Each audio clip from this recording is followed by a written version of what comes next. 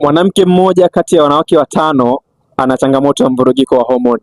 Yaani maana yake ni kwamba hedhi yake huwa inabadilika badilika kila mwezi, kwa maana kwamba mwezi huu anaweza akaingia tarehe fulani, alafu mwezi mwingine akabadilisha tarehe tofauti kabisa. Lakini vile vile hedhi hata ikija bado inakuja na maumivu makali sana chini ya kitovu chake.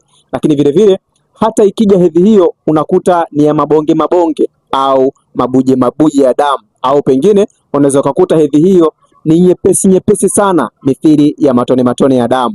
Lakini vile vile inawezekana hedhi hiyo inakuja zaidi ya siku 7 au ikawa inakuja pungufu ya siku 3, yaani siku moja siku 2 imekata. Kwa hiyo hivyo ni viashiria vya moja kwa moja kwamba mwanamke huyo ana changamoto ya mvurugiko wa homoni. Na moja kati ya dalili kubwa ambayo itakuonyesha kwamba wewe una changamoto ya mvurugiko wa homoni ni kukosa ule uwezo wa kuweza kushika ujauzito hata kama unashiriki tendo la ndoa kila siku bila kutumia kinga. Kwa hiyo wewe kama ni mmoja kati ya wanawake ambao nimeweza kuwataja hapo, basi ni vyema ukachukua namba yangu kwenye profile au kwenye bio ukanipigia moja kwa moja ili tuweze kufanya mazungumzo, ili niweze kukuelekeza namna ambavyo nimeweza kuwaelekeza wanawake wengine wengi juu ya programu ambayo imekuwa ikiwasaidia juu ya changamoto ambazo wamekuwa wakizipitia.